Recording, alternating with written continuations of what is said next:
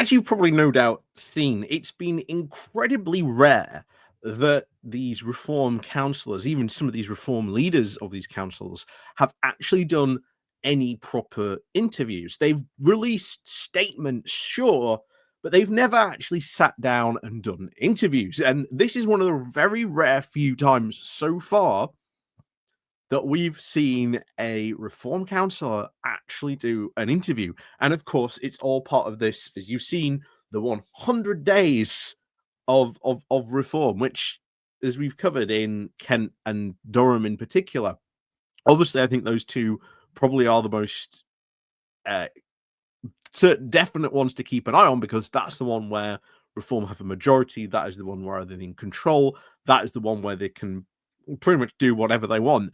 And like I say, we've covered their 100 days stuff and what they've done, and it's been far, shall we say, from really good for those two areas. Now we move on to some of the more lesser ones, the ones where they don't really have, overall control, or they're ruling in a minority fashion, mostly because, well, the other parties, you don't want to work with them. And of course, why would you? When reform ran on, all those other councillors are corrupt, they're bad, they're terrible. We can do just so much a better, excellent, amazing job.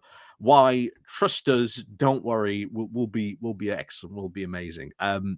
They far from proved that they are, to be honest. So we're going to have another dig into this interesting interview where this reform leader basically says that his current job as council leader is a boring bank manager job. Fills you full of so much confidence, where someone, a leader of the council, refers to their job as a boring bank manager, doesn't it? So, as always, thank you very much for watching. Like I say, click on the links down below, the Patreon link, the Buy Me a Coffee link, the YouTube thank you button, and of course, as always, there's the YouTube membership down below as well. So click on the like, click on the share button, and of course, as always, thank you very much for everyone who does support the channel. Let's crack on then into this, because oh boy. Oh boy, oh boy. Yeah, this is interesting, as you'll see. So, reform leader on his boring bank manager job. So, after 100 days in office, Ian Cooper from Reform UK sees his role in Staffordshire as county council leader like a boring bank manager job, and is determined to demonstrate his competence and professionalism. Yeah, if you want to demonstrate your professionalism, maybe don't refer to your job as a boring bank manager job. Anyway, as part now of the tranche of new council leaders representing Reform UK, and of course, among the 78% of fellow Staffordshire councillors now fresh-faced to local government, Councillor Cooper insists Reform is not a protest party, but is now doing the hard graft, making sure that we do things correctly. Remember that. Anyway, Councillor Cooper told LDG that his mission is to keep under the radar by getting on with his job, and this is what people want, rather than, of course, the big stunts outside on the street. He said, I want to deliver an incremental revolution, so I have to do it step by step, one day at a time. By overall, we want to be revolutionary. So what is it then you are going to do if you are promising you're going to deliver this grand revolution? What policy are you going to implement at Staffordshire County Council to enable this revolution? Because so far, not only did Reform not run on any local policy, they have yet to actually produce any local policy for any of these councils. But don't worry, they tell us it's coming, because again, that unit down in London still hasn't caught up yet, still hasn't got the policy out to them yet.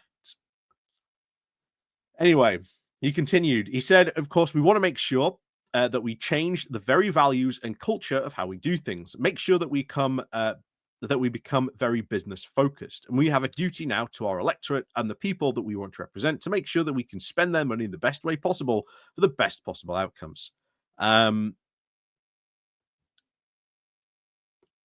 by doing so, how exactly? How exactly? Again, no policy.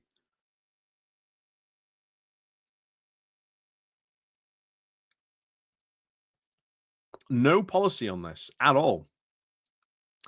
That is why his team of 49 councillors have now delved into council finances with a huge efficiency review. Councillor Cooper explained that the details will be unveiled at next month's cabinet meeting. Oh, I'm sure we'll end up covering that when it happens.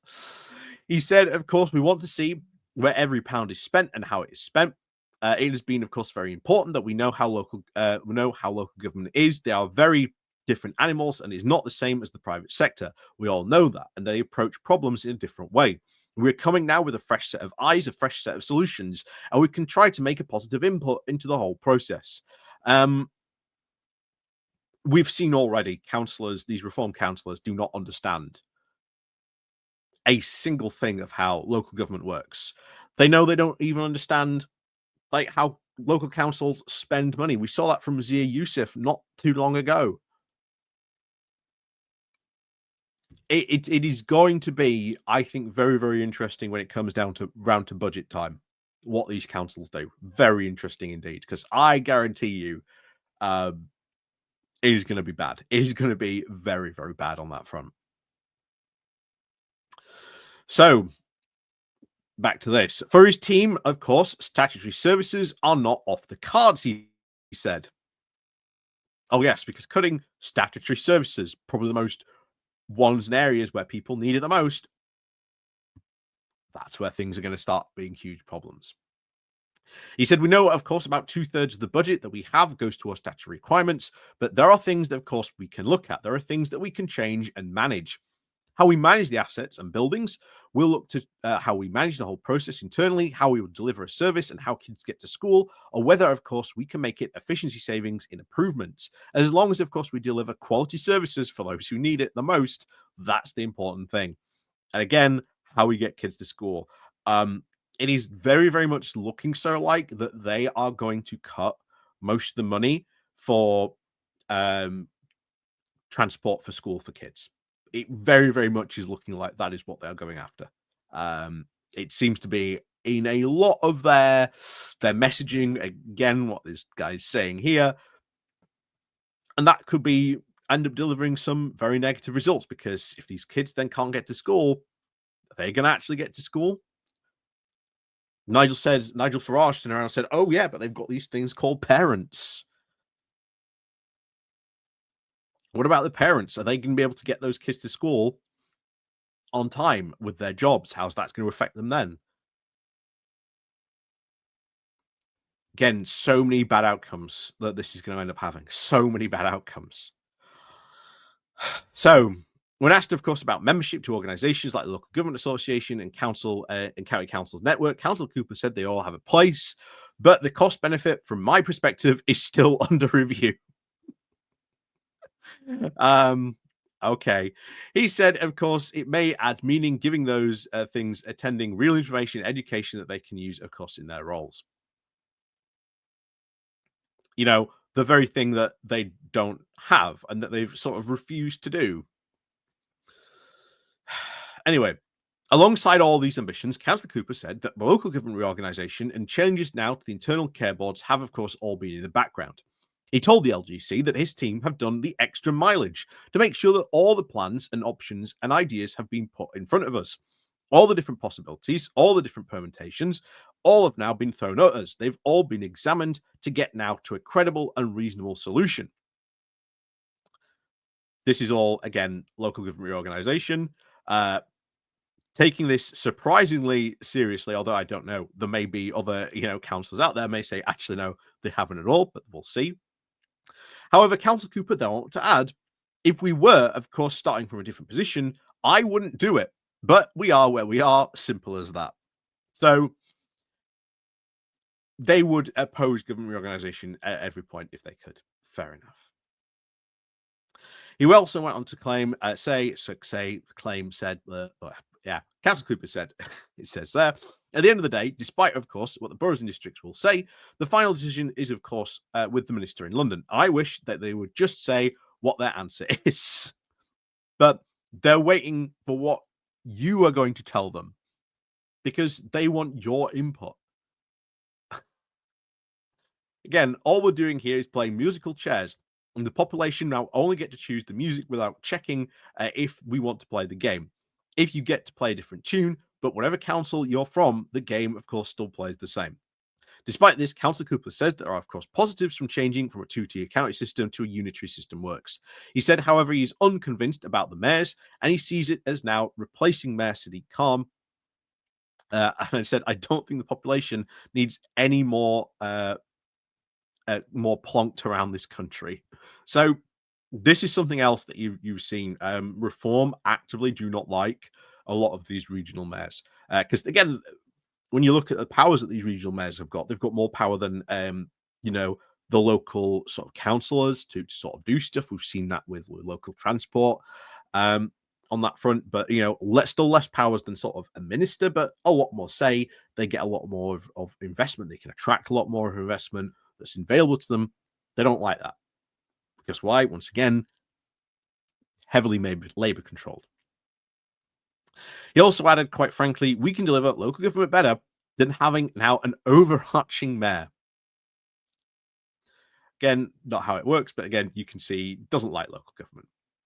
Last week, of course, saw the launch of public consultation on the best way to split the county, and council leaders in the region have not reached a consensus. Surprise, surprise.